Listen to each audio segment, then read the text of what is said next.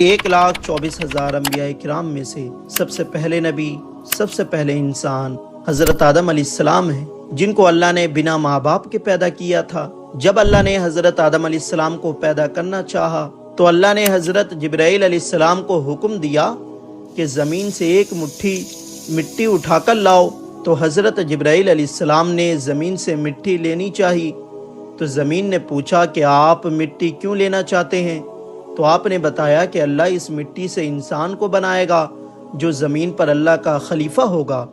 اس پر زمین کہنے لگی میں خدا کی پناہ مانگتی ہوں اس بات سے کہ مجھ سے کچھ کم کیا جائے یا میری کوئی چیز خراب کی جائے۔ تو حضرت جبرائیل علیہ السلام بنا مٹی لیے واپس چلے آئے اور اللہ سے عرض کی اے میرے رب، زمین نے تیری پناہ مانگی تو میں تیرے نام اور تیری عزت کا ادب رکھتے ہوئے واپس آ گیا اور اسے پناہ دے دی۔ پھر اللہ نے حضرت میکائیل علیہ السلام کو بھیجا تو وہ بھی اسی طرح واپس آ گئے۔ پھر اللہ نے حضرت اسرائیل علیہ السلام کو بھیجا۔ جب زمین نے ان سے پناہ مانگی تو انہوں نے فرمایا میں اس بات سے اللہ کی پناہ مانگتا ہوں کہ اس کے حکم پر عمل کیے بغیر میں واپس چلا جاؤں۔ پھر انہوں نے زمین سے مٹی لی اور اللہ کی بارگاہ میں حاضر ہو گئے تو اللہ نے حضرت اسرائیل علیہ السلام کو روح قبض کرنے کا کام دے دیا اور اللہ نے فرمایا تم نے ہی اس مٹی کو زمین سے الگ کیا ہے تو تم ہی اس کو زمین میں ملاؤ گے، اور اس طرح ان کا نام ملک الموت پڑا۔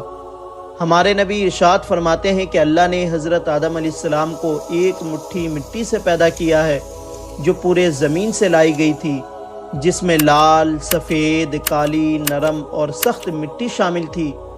بعض مفسرین نے کہا ہے کہ حضرت آدم علیہ السلام کی مٹی میں 60 قسم کے رنگ شامل تھے، وہ تمام رنگ آپ کی اولاد میں پائی جاتی ہے۔ جب زمین سے مٹی آ گئی تو مٹی کا گارا بنایا گیا، پھر اس پر کئی سال بارش برسائے گئے، پھر اسے ہواؤں کے ذریعے خشک کیا گیا تو بجنے والی مٹی کی طرح ہو گئی جیسے ٹھیکری۔ پھر فرشتوں کو حکم ہوا کہ اس کو میدان عرفات کے پاس وادی نعمان میں رکھ دو۔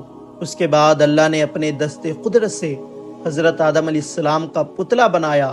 جب حضرت آدم علیہ السلام کا وجود بن گیا تو فرشتوں نے پہلے کبھی ایسی خوبصورت شکل و صورت نہیں دیکھی تھی۔ وہ حضرت آدم علیہ السلام کا چہرہ دیکھ کر بڑے حیران ہوئے۔ پھر 40 سال تک پتلے کی صورت میں ہی اسی طرح وہ بے جان پڑا رہا۔ پھر اللہ نے روح کو حکم دیا کہ حضرت آدم علیہ السلام کے جسم میں داخل ہو جاؤ تو روح نے عرض کیا یا اللہ یہ جگہ نہایت گہری اور اندھیری ہے۔ 3 بار اللہ نے حکم دیا اور تینوں بار یہی عرض کی تو اللہ نے فرمایا نہ چاہتے ہوئے داخل ہو رہی ہو تو نکلنے میں بھی سخت تکلیف ہوگی۔ اسی وجہ سے جب انسان کے جسم سے روح نکلتی ہے تو بہت زیادہ تکلیف ہوتی ہے۔ سب سے پہلے روح حضرت آدم علیہ السلام کے سر میں داخل ہوئی تو حضرت آدم علیہ السلام کو چھینک آ گئی تو اللہ نے آپ کے دل میں الحمدللہ کہنے کا الہام فرمایا تو آپ نے الحمدللہ پڑھا۔ اس پر خود اللہ نے یرحمک اللہ کہا۔ جب روح کمر تک پہنچی تو آپ نے اٹھنا چاہا مگر نیچے لے آئے کیونکہ نیچے کے حصے میں ابھی تک روح نہیں پہنچی تھی۔ جب تمام جسم میں روح پہنچ گئی تو اللہ نے حضرت آدم علیہ السلام سے کہا اے آدم بتا میں کون ہوں؟ تو حضرت آدم علیہ السلام نے کہا آپ اللہ ہیں، آپ کے سوا کوئی عبادت کے لائق نہیں۔ تو اللہ نے فرمایا تو نے صحیح کہا۔